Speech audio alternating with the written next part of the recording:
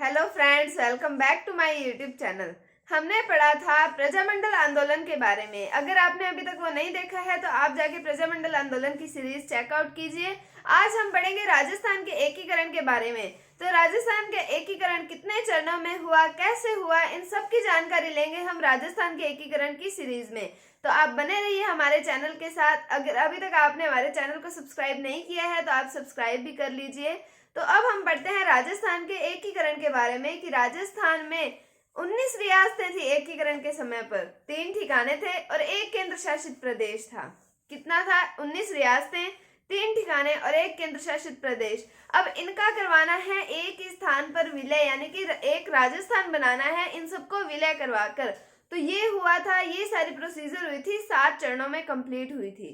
तो अब हम पढ़ते हैं कैसे हुआ, क्या हुआ, ये इसकी राजस्थान के एकीकरण की सिफारिशें किन किन के द्वारा लाई गई थी, इसका विलय कैसे हुआ, किसने योगदान दिया, किसने नहीं दिया, उन सब के बारे में पढ़ेंगे हम। चलिए शुरू करते हैं।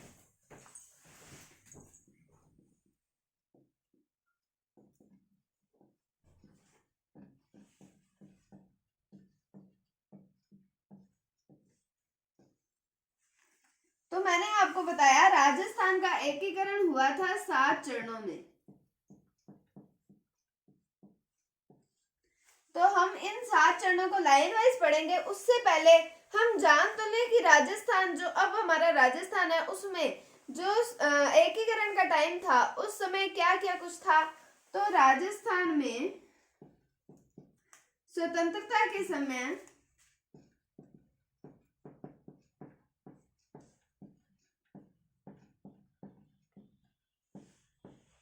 राजस्थान में 19 रियासतें थी। 19 रियासतें थी, मतलब ऐसे क्षेत्र थे 19 जहां पर राजाओं का शासन होता था। फिर हम बात करते हैं 3 ठिकाने थे। 3 ठिकाने थे का मतलब हो गया कि जहां पर राजाओं के सामंतों का शासन होता था। तो ये 3 जो ठिकाने हैं उनके नाम भी आते हैं। एक का नाम आता है लावा, फिर आता है कुशलगढ़ और आता है नीमराणा।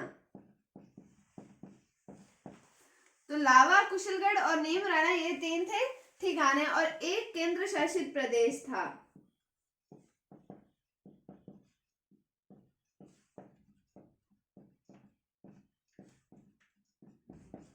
एक केंद्र शासित प्रदेश था। केंद्र शासित प्रदेश, इसके नाम से ही स्पष्ट होता है कि केंद्र द्वारा शासित प्रदेश, ऐसा क्षेत्र जहां पर शासन किया जाता था डायरेक्ट गवर्नमेंट के द्वारा, डायरेक्ट सेंट्रल गवर्नमेंट के द्वारा शासन किया जाता था, वो होता था केंद्र शासित प्रदेश। यहाँ पर एक केंद्र शासित प्रदेश था जिसका नाम आता है अजमेर मेरवाड़ा।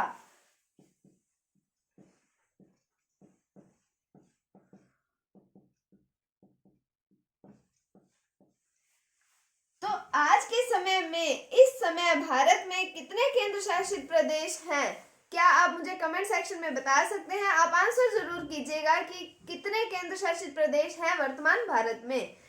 तो उस समय हम राजस्थान की बात कर रहे हैं, तो राजस्थान में तो एक केंद्र शासित प्रदेश था अजमेर मेरवाड़ा। इससे कई बार प्रश्न पूछा जाता है कि राजस्थान में एकीकरण के समय या स्वतंत्रता के समय कितने केंद्र शासित प्रदेश थे और कौन सा केंद्र शासित प्रदेश था। तो वो है अजमेर मेरवाड़ा। और ये तीन ठिकानों के बारे में भी हमें पता होना चाहिए, लावा, कुशलगढ़ और नीमराणा। और कितनी रियासतें थी? 19 रियासतें। और मैंने आपको बताया कितने चरणों में राजस्थान का एकीकरण हुआ, तो वो हुआ 7 चरणों में। अब हम आगे बात करते हैं कि राजस्थान का एकीकरण करना है तो ये बात कहां से आई, कैसे, किसने शुरुआत की, कैसे किसने सिफारिशें की कि राजस्थान का एकीकरण करना चाहिए, हमें इन रियासतों को मिला के एक क्षेत्र बनाना चाहिए। तो इसकी शुरुआत कैसे हुई? तो हमने पढ़ा है कि 1935 का शासन अधिनियम,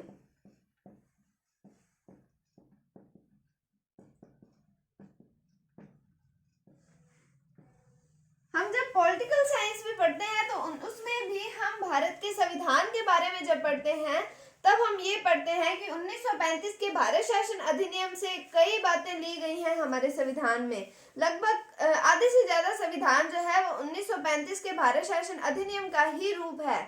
तो 1935 का जो भारत शासन अधिनियम था उसमें जो था देशी राज्य जो थे, देशी रियासतें थी, उनको मिलाकर एक अखिल भारतीय संघ की स्थापना की काम किया जाना था, इसकी सिफारिश की गई थी। किसकी? 1935 के भारत शासन अधिनियम या शासन अधिनियम में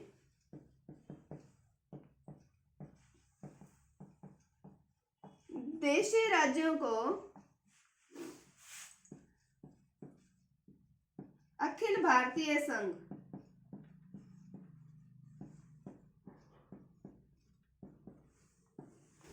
में मिलाने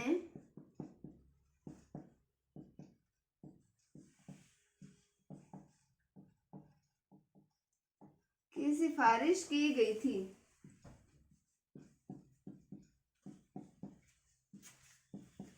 लेकिन राजाओं की क्या मेंटालिटी थी कि हम अलग अलग रियासतों में हैं, मतलब हम अपने आप में स्वतंत्र हैं, हम किसी के अधीन कुछ नहीं करेंगे, हम किसी के प्रेशर में आकर हम कुछ नहीं करेंगे।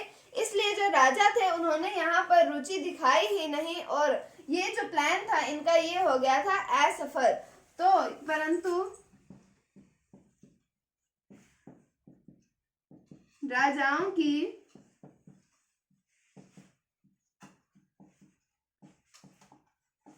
अरुचि के कारण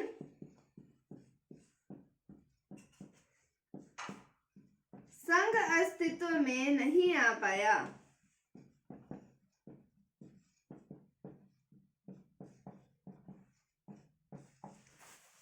तो हमने क्या बात की? 1935 के शासन अधिनियम में ये तय किया गया, उन्होंने ये सोचा कि हम देशी राज्यों को मिलाकर एक अखिल भारतीय संघ बना लेते हैं, कि मतलब वो हो गया एकीकरण की, सारे एक स्थान पर मिल गए। हमको एकीकरण में तो ये करना है, सबको मिलाकर एक स्थान पर लाना है, मतलब राजस्थान का, नवीन राजस्थान का निर्माण करना है। तो 1935 का शासन अधिनियम था, उसमें ये कहा गया कि देशी राज्य जो हैं उन्हें अखिल भारतीय संघ में मिलाने की सिफारिश की गई थी, लेकिन राजाओं ने इसमें रुचि ही नहीं दिखाई थी और ये जो संघ था ये अस्तित्व में नहीं आ पाया था। उसके बाद में हम बात करते हैं कि 1939 के अंदर एक गवर्नर जनरल आते हैं, उन्होंने भी प्रयास किए थे, उन्होंने भी इस विलय की बात की थी, कि उनका नाम आता है लॉर्ड लिनलिथगो। तो लॉर्ड लिनलिथगो ने भी रियासतों के विलय की बात की थी। उसके बाद में क्रिप्स मिशन आता है, कैबिनेट मिशन आता है। क्रिप्स मिशन आता है 1942 ईस्वी में और कैबिनेट मिशन आएगा 1946 ईस्वी में।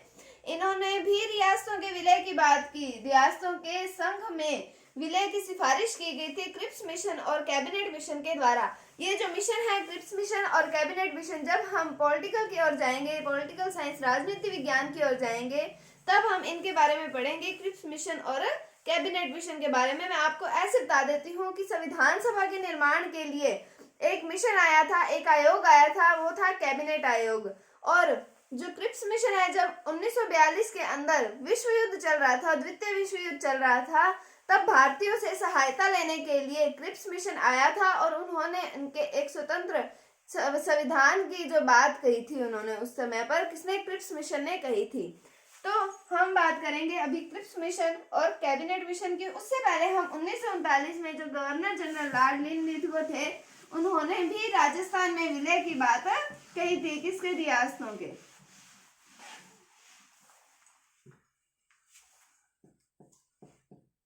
उन्नीस में गवर्नर जनरल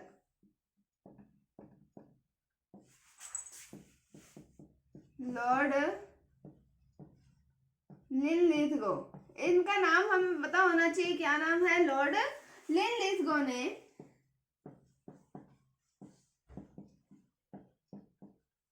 रियासतों के विलय की बात की।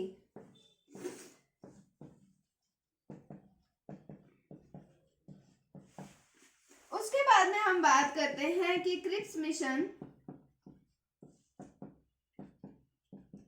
व कैबिनेट मिशन ने भी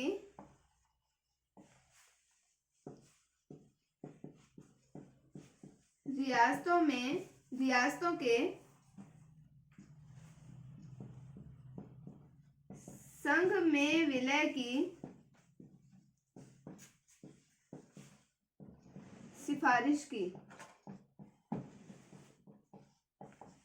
तो हमने बात की 1939 में गवर्नर जनरल लॉर्ड लिनलिथगो ने रियासतों के विलय की बात की और क्रिप्स मिशन और कैबिनेट मिशन ने भी रियासतों के संघ में विलय की सिफारिश की थी। उसके बाद हम बात करें 25 और 26 जून 1946 ईस्वी को राजस्थान ने, यानी कि हम कह सकते हैं मेवाड़ के महाराणा थे भूपाल सिंह, उन्होंने राजस्थान, गुजरात और मालवा का क्षेत्र वो भाग था, मध्य प्रदेश का वो भाग जो राजस्थान की सीमा को टच करता था, उसको कहा जाता है मालवा प्रदेश। तो उनको मिलाकर एक हम कह सकते हैं राजस्थान यूनियन बनाने की बात कही थी। किसने? उदयपुर के महाराणा जो थे, मेवाड़ के महाराणा थे भूपाल सिंह, उन्होंने की थी। लेकिन मैंने आपको बताया कि राजाओं की मेंटालिटी ये थी कि अगर हम मिल जाएंगे तो हमारे प्रशासन करेंगे मेवाड़ के महाराणा भूपाल सिंह। तो ऐसा हम क्यों करें, इससे तो हम स्वतंत्र रियासतों के रूप में ही अच्छे हैं। तो हम बात करते हैं अब 25 और 26 जून 1946 ईस्वी को जो मेवाड़ महाराणा ने बात कही थी उसकी। 25-26 जून 1946 को मेवाड़ महाराणा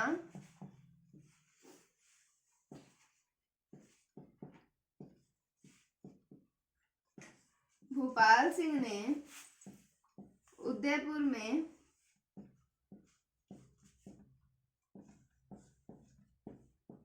राजस्थान, गुजरात और मालवा के राजाओं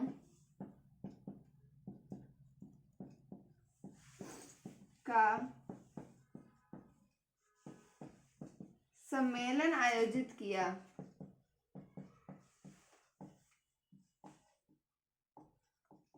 तथा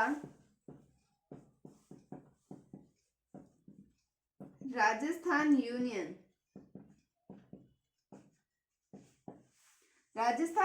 के निर्माण की योजना प्रस्तुत की।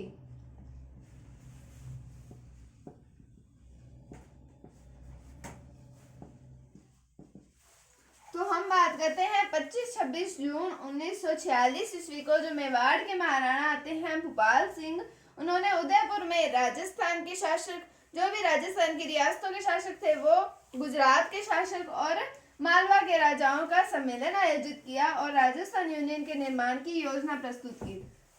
तो जो उदयपुर के शासक ने ये काम किस लिए किया? उन्होंने ये कार्य इसलिए किया कि कल को अगर भारत पाकिस्तान का अलग करते हैं तो हमारा दबाव होना चाहिए कि हम किस में सम्मिलित होना चाहेंगे। हम चाहे तो हम भारत में सम्मिलित हो, हम चाहे तो हम पाकिस्तान का हिस्सा बने।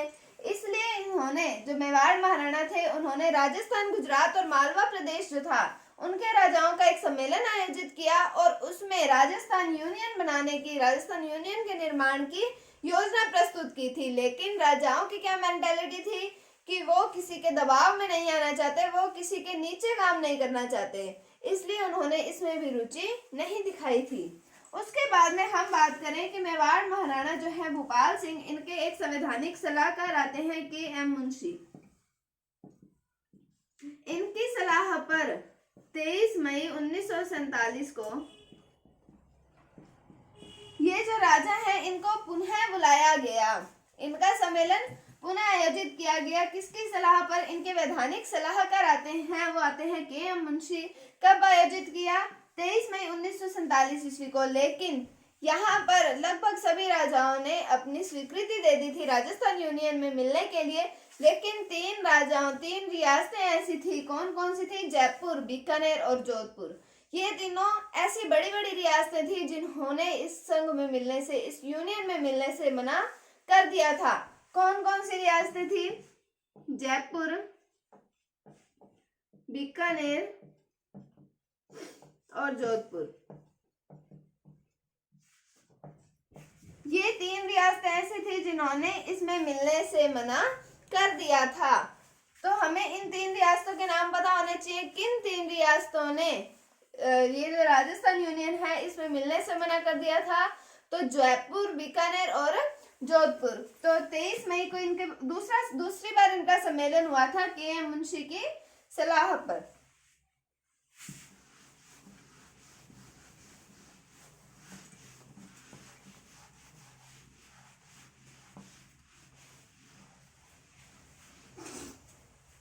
अब हम बात करते हैं जयपुर महाराजा जो आते हैं सवाई मान सिंह द्वितीय। तो जयपुर महाराजा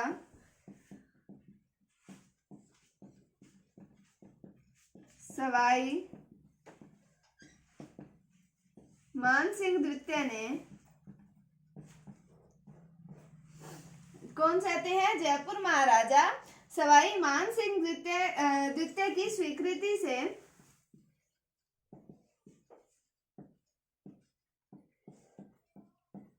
इनके एक दीवान आते हैं सर वी.टी. कृष्णामाचारी। तो इनके दीवान का नाम क्या है? Sir VT. कृष्णामाचारी ने भी प्रदेश के शासकों व उनके प्रतिनिधियों का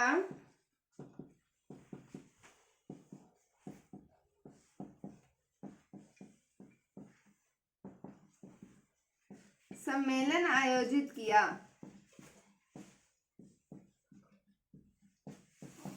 तो किसने किया? जयपुर के महाराजा जो आते हैं सवाई मान सिंह द्वितीय, इनकी स्वीकृति से इनके दीवान आते हैं सर वी.टी. कृष्णामाचारी। इन्होंने भी प्रदेश के जो शासक थे और प्रतिनिधि थे उनका सम्मेलन जो था वो आयोजित किया था। उसके बाद में इनका देखा देखी एक प्रयास किया कोटा के महाराजा ने और एक प्रयास किया डूंगरपुर के महाराजा ने। तो वो हम देखते हैं। सवाई मान सिंह द्वितीय के जो आते हैं हमारे दीवान जो आते हैं सर वी.टी. कृष्णामाचारी, इनका नाम हमें ध्यान होना चाहिए कि कौन थे। तो वो थे वी.टी. कृष्णामाचारी। तो हम बात करते हैं इस प्रकार का प्रयास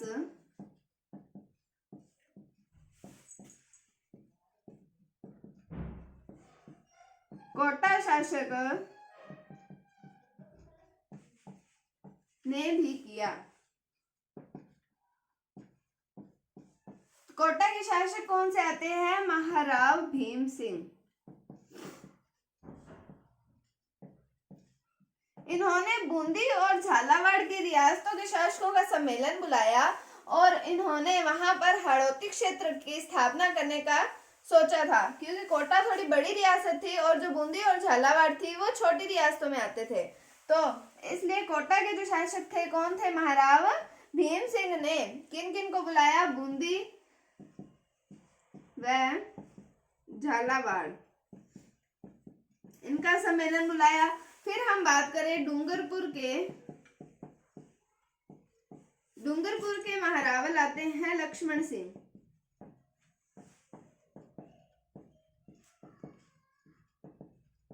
इन्होंने वहां पर वागड़ क्षेत्र के निर्माण की बात कही। तो डूंगरपुर के पास में रियासतें लगती हैं, एक तो प्रतापगढ़ और एक है बांसवाड़ा। तो इन्होंने अपनी आसपास की रियासतों वालों को बुलाया और इन्होंने वागड़ क्षेत्र के निर्माण की बात कही थी। तो इस प्रकार का प्रयास कोटा के शासक ने किया था, महाराव भीम सिंह ने। और जो डूंगरपुर के शासक आते हैं वो आते हैं महारावल लक्ष्मण सिंह, इन्होंने किया था। फिर हम बात करें 5 जुलाई 1947 ईस्वी को जो भारत सरकार थी उसने रियासती सचिवालय का गठन किया। तो भारतीय सरकार द्वारा रियासती सचिवालय का गठन कब किया गया? तो 5 जुलाई 1947 ईस्वी को ये कार्य किया गया था। तो हम बात करें 5 जुलाई 1947 ईस्वी को भारत सरकार ने रियासती सचिवालय का गठन किया। तो इसका अध्यक्ष बनाया गया सरदार वल्लभ भाई पटेल को।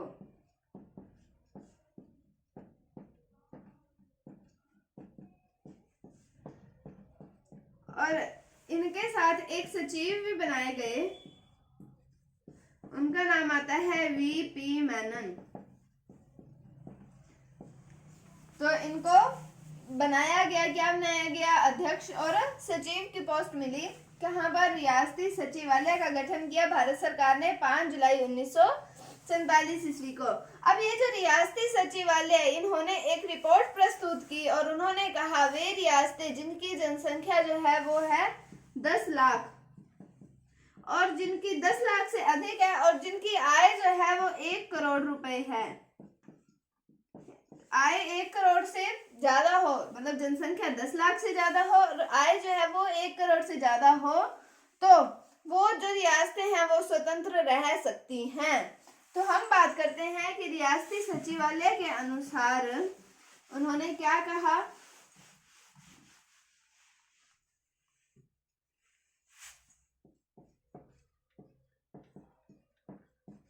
रियासती सचिवालय के अनुसार वे रियासतें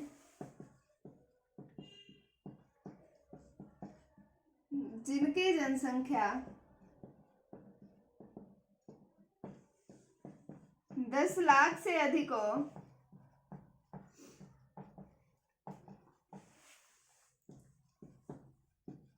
वह आय 1 करोड़ से अधिक हो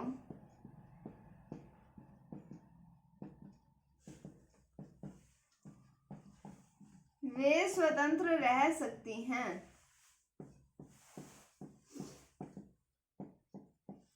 तो राजस्थान में ऐसी रियासतें थी 4। तो राजस्थान में कौन कौन सी रियासतें थी उनकी बात करें हम, मेवाड़ यानी कि उदयपुर, मारवाड़, जयपुर और बीकानेर।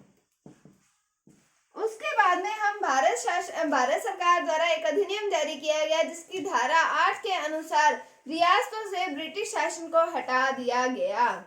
ठीक है, तो हम बात कर रहे हैं रियासती सचिवालय के अनुसार वे कौन कौन सी रियासतें थी। वे रियासतें थी जिनके 10 लाख से अधिक तो जनसंख्या हो और आय जो वो 1 करोड़ से अधिक हो, वो स्वतंत्र रह सकती हैं। बाकी सारों को तो मिलना ही होगा। अब राजस्थान में जो रियासतें थी वो सिर्फ 4 रियासतें ऐसी थी जो जिनकी जनसंख्या जो थी वो 10 लाख से ज्यादा थी और आय थी वो 1 करोड़ से ज्यादा थी। तो वो होगी मेवाड़ यानी कि उदयपुर, मारवाड़ यानी कि जोधपुर, जयपुर और बीकानेर। ये 4 रियासतों के नाम आप याद रखिए, अपने नोट्स में इन पर इंपॉर्टेंट लगा दीजिए या स्टार लगा दीजिए, जिससे आप जब पढ़े एग्जाम के टाइम पे तब आपको इनके नाम जो है वो याद रहे। उसके बाद में हम बात करते हैं कि जब राजस्थान का एकीकरण करना ही है अब इन्होंने, तो उसके राजस्थान में देशी रियासतों के विलय में अब समस्याएं क्या क्या आ रही थी, अब हम उनकी बात करते हैं।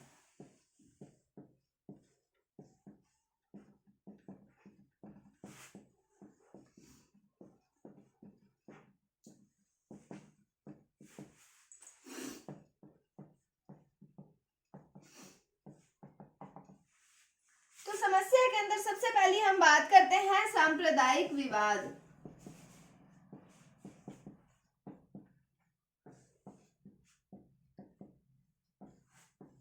तो एकीकरण की हम बात करें तो उस समय भारत पाकिस्तान ने अलग होना था, तो उस समय जो सांप्रदायिक विवाद चल रहे थे, क्योंकि ये जो उधर यूपी के साथ हमारे जिले लगते हैं, राजस्थान के अलवर, भरतपुर, धौलपुर वाले जिले जो हैं, वो जब वहां पर लगते हैं तो वहां पर यूपी से प्रेरित होकर ही सांप्रदायिक विवाद यहाँ तक आया था कि यूपी के अंदर सांप्रदायिक विवाद सबसे ज्यादा फैल रहा था। तो उससे थोड़ा बहुत सांप्रदायिक विवाद जो हम कह सकते हैं वो हमारी रियासतों के मध्य भी आया था। तो पहला कारण तो हो गया सांप्रदायिक विवाद। अब दूसरा हम बात करें जो हमारे सीमांत क्षेत्र थे, कौन कौन से, जोधपुर, बीकानेर और जैसलमेर वाले जो क्षेत्र थे उनको भी तो मिलाना था, उनको हम बॉर्डर पे तो नहीं छोड़ सकते थे, बॉर्डर एरियाज जो हैं उनको तो मिलाना जरूरी हो गया था। तो ये एक समस्या उत्पन्न हो रही थी, क्या थी, जोधपुर, बीकानेर तथा जैसलमेर का सीमांत क्षेत्र में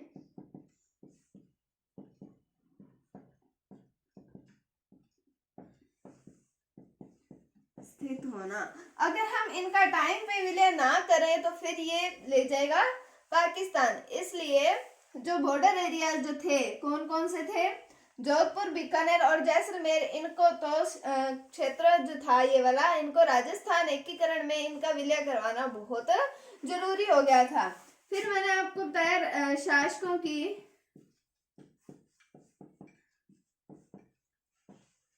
व्यक्तिगत महत्वाकांक्षाएं।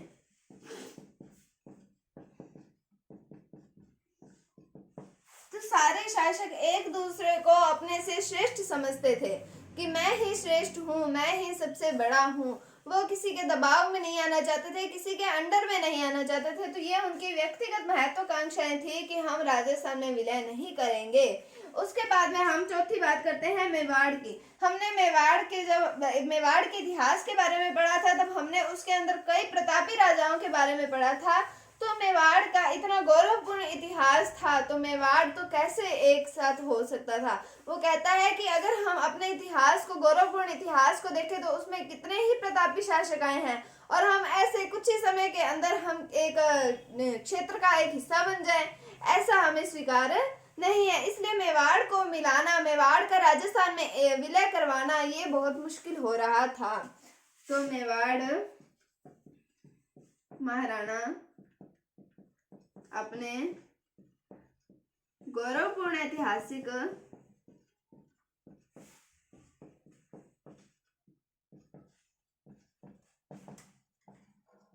स्थिति के कारण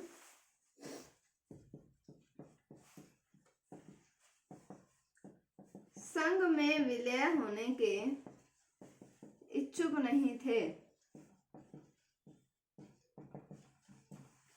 तो हमने पढ़ा सबसे पहले सांप्रदायिक विवाद, फिर हमने पढ़ा जोधपुर, बीकानेर और जैसलमेर का सीमांत क्षेत्र में स्थित होना, फिर हमने शासकों की व्यक्तिगत महत्वाकांक्षाओं के बारे में पढ़ा और पढ़ा मेवाड़ महाराणा अपने गौरवपूर्ण ऐतिहासिक स्थिति के कारण संघ में विलय होने के इच्छुक नहीं थे। तो हमने आज शुरुआत की राजस्थान के एकीकरण के बारे में, जिसमें हमने आज बेसिक चीजों के बारे में पढ़ा। मैंने आपको स्टार्टिंग में बताया कि इसके 7 चरण थे, तो कल से हम इसके चरणों की शुरुआत करेंगे। आप बने रहिए राजस्थान के एकीकरण की सीरीज में। उम्मीद है आपको ये समझ आ रहा होगा, आपको इंटरेस्ट आ रहा होगा इस टॉपिक में। अगर आपको वीडियो थोड़ी सी भी अच्छी लगी है तो इसे लाइक कीजिए, शेयर कीजिए और चैनल पर नए हैं तो इसे सब्सक्राइब जरूर